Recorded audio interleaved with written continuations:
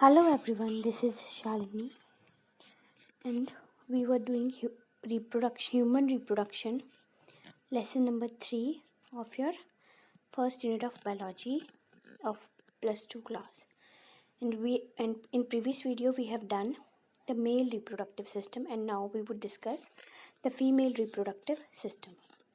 The female reproductive system consists of a pair of ovaries along with a pair of oviduct, uterus, cervix, vagina, and external genitalia located in the pelvic region. ठीक है, तो जो female reproductive system होता है उसमें किस किस चीज़ से लेके वो बना होता है? A pair of ovaries, oviducts, uterus, cervix, vagina, and external genitalia. These parts of system along with a pair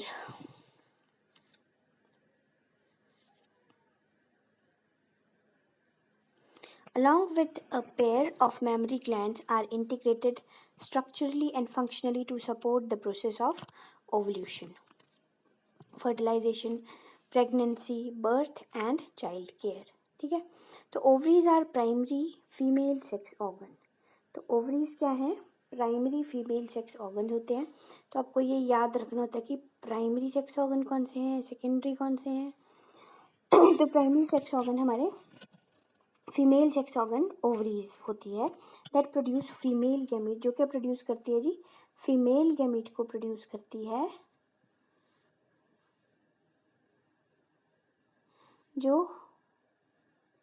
जिसको ओवम कहते हैं. एंड सेवरल स्टीरॉयड हार्मोन्स, जैसे कि जिनको ओवेरियन हार्मोन्स कहते हैं. The ovaries are located one on each side of lower abdomen. ठीक है, लोअर एब्डोमेन में होती है, one on each side. Each ovary is about 2 to 4 centimetre in length. ठीक है, and is connected to pelvic wall and uterus by ligaments. ठीक है, वो जुड़ी कैसे होती है? थ्रू लिगामेंट से जुड़ी होती है. Each ovary is covered by a thin epithelium which encloses the ovarian stroma. The stroma is divided into 2 zones, a peripheral cortex and inner medulla. तो जो स्ट्रोमा है वो किससे बना है? 2 जोन से बना है, peripheral cortex and inner medulla.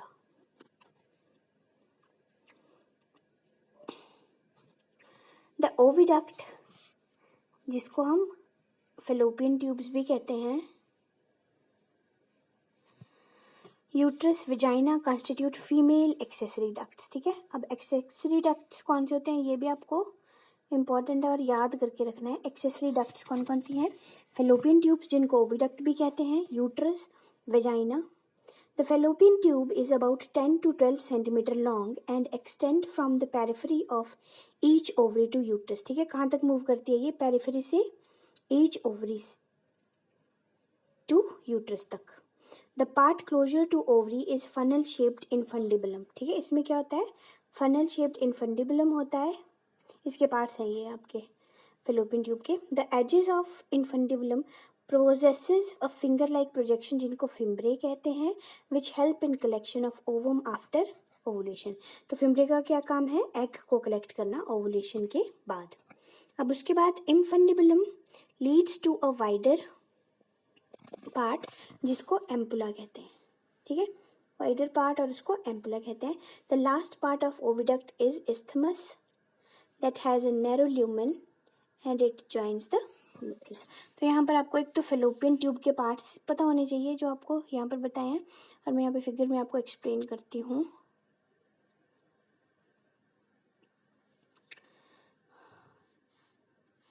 ठीक है, सपोज ये पोर्शन हमारा फेलोपियन ट्यूब है, तो इसके पार्ट्स जो जो क्या है? ये इनफंडिबुलम है, ये फिम्ब्रे है जो फिंगर लाइक प्रोजेक्शन है, ये ampulla and this is isthmus. ठीक है, दिस इज यूटराइन कैविटी. और ये जो हमारी यूट्रस होती है उसकी 3 लेयर्स हैं, एंडोमेट्रियम, मायोमेट्रियम एंड पेरीमेट्रियम. ठीक है, cervix, cervical canal and vagina. तो नेक्स्ट हम देखते हैं the uterus is single and it is also called वॉर्म. ठीक है, यूट्रस को ही वॉर्म कहा जाता है. The shape of uterus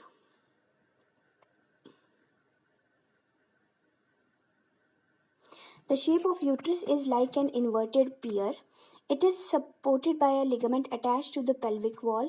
The uterus opens into vagina through a narrow cervix. ठीक है, cervix से open होता है vagina में. The cavity of cervix is called cervical canal और उस cavity को cervical canal कहा जाता है. Which along with vagina forms the birth canal. जब वो vagina के साथ जुड़ती है तो cervical canal क्या बना देती है हमारी birth canal. ये भी important है, ठीक है. birth canal किस किस से बनती है. The wall of uterus has 3 layers of tissues जो कौन सी हैं? Perimetrium,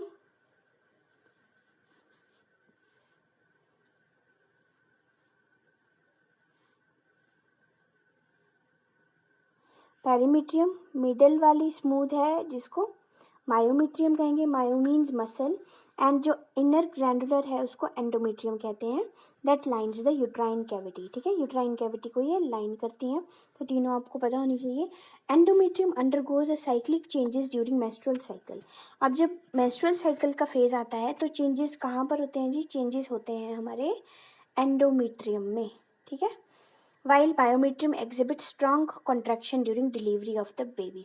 और myometrium में किसका रोल आ जाता है? myometrium में जब डिलीवरी ऑफ बेबी का टाइम आता है. ठीक है, तो वहाँ पर क्यों? क्योंकि this is made up of muscles. तो मसल कॉन्ट्रैक्ट करेंगे, रिलैक्स करेंगे, तो इसका काम तब होता है. The female external genitalia include mons pubis, labia majora, labia minora, hymen and clitoris. So, mons pubis is a cushion of fatty tissues covered by a skin and pubic hair. The labia majora are fleshy fold of the tissue which extend down from the mons pubis and surrounded the vaginal opening. ठीक है, the labia minora are paired folds of tissues under the labia major, and the opening of vagina is often covered partially by a membrane called hymen. ठीक है जी. अब next देखते हैं. A functional mammary gland is the characteristic of all female mammals. ठीक है, mammary gland क्या characteristic feature आ गया all female mammals का. The mammary glands are paired structures. They are paired structure that contain glandular tissue. जो इनके पास क्या होता है? glandular tissue होता है and variable amount of fat. The glandular tissue of each breast is divided into 15 to 20 mammary lobes containing cluster of cells called alveoli. Alveoli present होते हैं. The cells of alveoli secrete milk. तो जो milk secrete करते हैं वो क्या होते हैं? Cells of alveoli which is stored in cavities of alveoli. तो the alveoli open into mammary tubules. The tubule of each lobe join to form a mammary duct, and several mammary ducts join to form a wider mammary ampulla which is connected to lactiferous duct through which milk is sucked out. ठीक है, now next start करते हैं important topic गेमीटोजेनेसिस. सो गेमीटोजेनेसिस क्या होता है? Basically gametes का बनना. ठीक है, the primary sex organ the testis in male and ovaries in female produce gametes. वो क्या करते हैं? गेमीट्स को प्रोड्यूस करते हैं जो कि स्पर्म एंड ओवम होता है बाय द प्रोसेस कॉल्ड गेमीटोजेनेसिस. तो यहाँ पर ये इसकी डेफिनेशन आ गई जो आपको नोट डाउन कर लेनी है. तो in testes the immature male germ cells produce sperms by spermatogenesis. अब यहाँ पर जो इम्पोर्टेंट चीज़ है वो क्या है कि immature male germ cells जिनको स्पर्मेटोगोनिया कहा जाता है वो प्रोड्यूस करते हैं स्पर्म को बाय स्पर्मेटोजेनेसिस. ठीक है, तो आपको ये चीज़ याद रखनी है. स्पर्मेटोगोनिया क्या है? मेल जर्म सेल्स होते हैं. That begin at puberty. वो कब होती है? प्यूबर्टी में स्टार्ट होती है. And spermatogonia present on inside wall of सेमनिफेरस tubule multiply by mitotic division. ये भी याद रखना है आपको. मल्टीप्लिकेशन कौन सी होती है? Mitotic division and increases in the number, और वो नंबर में इंक्रीज करते हैं. So each spermatogonium is diploid and contain 46 chromosome. ठीक है, क्या है? डिप्लॉयड है, double the number of chromosome है. और कितने हैं जी? 46. ठीक है, 46 क्रोमोसोम प्रेजेंट होते हैं स्पर्मेटोगोनियम में. Some of the spermatogonia are called primary spermatocytes. ठीक है, अब इसमें से क्या होते हैं? स्पर्मेटोगोनिया से स्पर्मेटोगोनिया उनको सॉरी,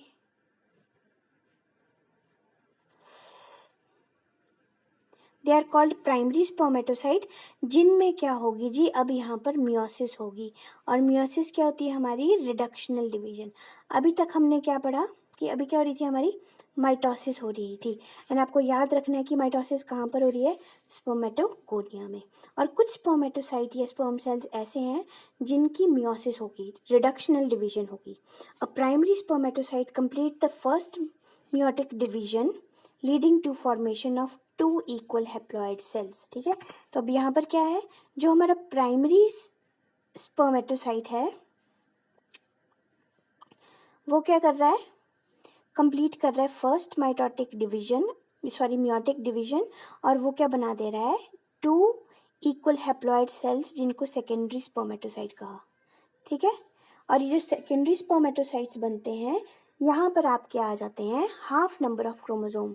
हैप्लॉइड हैं तो अब यहाँ पर क्या आ जाएगा, 23 नंबर ऑफ क्रोमोसोम्स। ठीक है जी,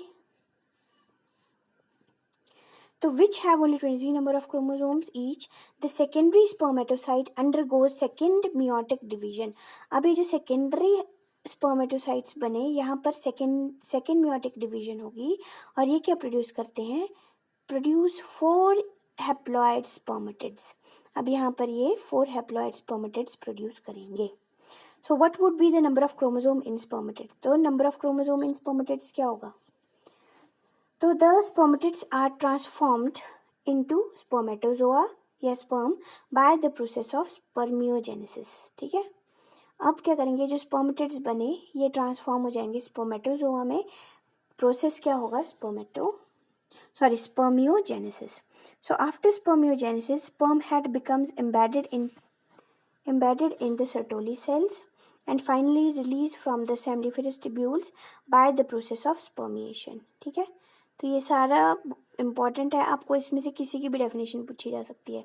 स्पर्मिएशन भी पूछा जाता है पेपर में, सर्टोली सेल्स का फंक्शन पूछा जाता है, सेकेंडरी जो आपके स्पर्मेटोसाइट्स होते हैं वहाँ पे क्या होगा, प्राइमरी स्पर्मेटोसाइट्स में क्या होगा, तो ये सारा आपको याद रखना है और नोट डाउन कर लेना। So spermatogenesis start at the age of puberty during significant increase in secretion of gonadotrophin releasing hormone. अब आपको एक एग्जाम में ये क्वेश्चन भी आता है, हार्मोनल कंट्रोल बताना है। ठीक है, तो वो बताने के लिए आपको ये चीज़ भी ढंग से समझ लेनी है और उसके नोट्स प्रिपेयर कर लेना। तो स्पर्मेटोजेनेसिस स्टार्ट कब होगी, प्यूबर्टी में होगी, जहाँ पर क्या होता है, किसकी वजह से होती है वो, secretion of gonadotrophin releasing hormone. Sorry, इसको याद कर लेना, GnRH। ठीक है, गोनाडोट्रोफिन रिलीजिंग हार्मोन। ठीक है जी, this if you recall is a hypothalamic hormone, और ये जो हमारा हार्मोन है दिस इज हाइपोथैलेमिक, यानी कि हाइपोथैलेमस ग्लैंड के अंदर होगा इसका जो सिक्रीशन होगा। The increased level of gonadotrophin releasing hormone then act as interior pituitary gland and stimulate secretion of 2 gonadotrophin. अब ये क्या करेगा, GnRH क्या करता है, एक्ट करता है पिट्यूटरी ग्लैंड को और स्टिमुलेट करता है सिक्रीशन ऑफ 2 गोनाडोट्रोफिन्स, जो कि हो जाते हैं हमारे luteinizing hormone and follicular stimulating hormone. ठीक है, तो GnH किसको स्टिमुलेट करेगा, पिट्यूटरी ग्लैंड को, एंटीरियर पिट्यूटरी ग्लैंड को, और वहाँ से वो स्टिमुलेट करेगा 2 गोनाडोट्रोफिन्स जिसका नाम होगा ल्यूटिनाइजिंग हार्मोन और फॉलिकुलर स्टिमुलेटिंग हार्मोन। तो ये बहुत इंपॉर्टेंट है, आपको याद रखने ही पड़ेंगे, ल्यूटिनाइजिंग हार्मोन को एंड फॉलिकुलर स्टिमुलेटिंग हार्मोन। ठीक है जी, तो luteinising hormone act at Leydig cell. अब ये कहाँ पर एक्ट करते हैं, लेडिग सेल पे, and stimulate the synthesis and secretion of androgens, और किसमें मदद करते हैं, सिंथेसिस और सिक्रीशन ऑफ एंड्रोजन। अब एंड्रोजन का क्या काम है, androgen in turn stimulate the process of spermatogenesis. अब एंड्रोजन क्या करते हैं, स्टिमुलेट करते हैं प्रोसेस ऑफ स्पर्मेटोजेनेसिस, एंड्रोजन्स। और जो FSH है वो एक्ट करेगा सर्टोली सेल्स पे। ठीक है, FSH कहाँ पर एक्ट करेगा, सर्टोली सेल पे।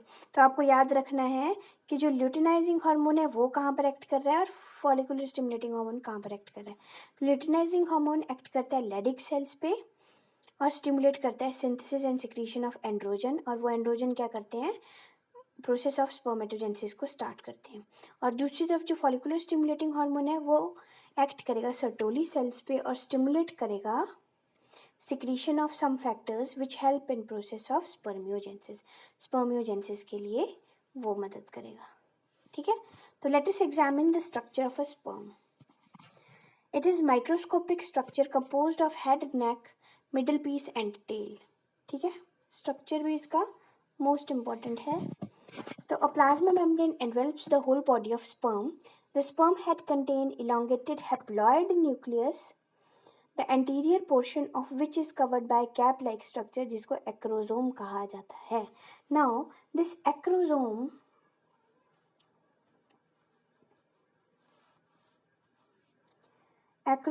is filled with enzyme that help in fertilization of ovum। ठीक है, तो एक्रोजोम में आपका एंजाइम प्रेजेंट होता है, hyaluronidae एंजाइम प्रेजेंट होता है, इसको भी यहाँ पर मैं मेंशन कर देती हूँ।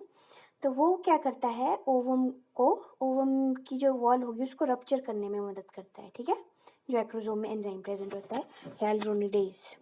The middle piece possess numerous mitochondria. अब जो मिडल पीस होता है वहाँ पर आपके माइटोकॉन्ड्रियाज प्रेजेंट होते हैं विच प्रोड्यूस एनर्जी, जिनका काम क्या है, एनर्जी प्रोड्यूस करना for movement of tail and facilitate sperm motility essential for fertilisation, और स्पर्म की मोटेलिटी के लिए ज़रूरी है। The human male ejaculate about 200 to 300 million sperm during coitus, of which for normal fertility at least 60% sperms must have normal shape and size and at least 40% of them should show vigorous motility. Next, sperm released from seminiferous tubules are transported by accessory ducts and secretion of epididymis, vas deferens, seminal vesicles, ये सारे क्या हैं, accessory glands हैं of male reproductive system। तो seminal vesicle and prostate are ये essential हैं for maturation of and motility of sperm। The seminal plasma along with sperm constitute the semen. ठीक है, तो सेमिनल, ये भी आपको याद रखना है कि सेमिनल प्लाज्मा विद स्पर्म उसको सेमेन कहा जाता है। The function of male accessory duct and glands are maintained by testicular hormone, जिनको एंड्रोजन्स कहते हैं। ठीक है, तो ये अभी हमने क्या देखा, स्पर्मेटोजेनेसिस को देखा, और यहाँ पर हमने स्पर्म का स्ट्रक्चर पढ़ा। तो मैं आपको एक्सप्लेन कर देती हूँ। सबसे पहले प्लाज्मा मेम्ब्रेन है, ये एक्रोजोम होता है हेड में प्रेजेंट, और एक्रोजोम में आपके एंजाइम प्रेजेंट होता है, hyaluronidae एंजाइम होता है जो कि हमारे जो ओवम की वॉल है उसको रप्चर करने में और स्पर्म को एंटर होने में मदद करता है। ठीक है, अब नेक्स्ट आपका न्यूक्लियस कंटेनिंग क्रोमोसोमल मटेरियल, ये हमारा हेड था। अब नेक होगा जहाँ पर हमारे पास बहुत सारे माइटोकॉन्ड्रियाज प्रेजेंट होते हैं। ठीक है, वो एनर्जी प्रोवाइड करते हैं फॉर स्विमिंग, और ये लास्ट में टेल है। तो ये स्ट्रक्चर ऑफ स्पर्म भी इम्पोर्टेंट है, इसको आपने ड्रॉ कर लेना है और एग्जाम्स के पॉइंट ऑफ व्यू से बहुत इम्पोर्टेंट है। तो नेक्स्ट वीडियो में मैं आपको oogenesis बताऊंगी। अभी तक हमने गैमेटोजेनेसिस का एक पार्ट पढ़ा, स्पर्मेटोजेनेसिस। अब नेक्स्ट वीडियो में we would study about oogenesis। So thank you.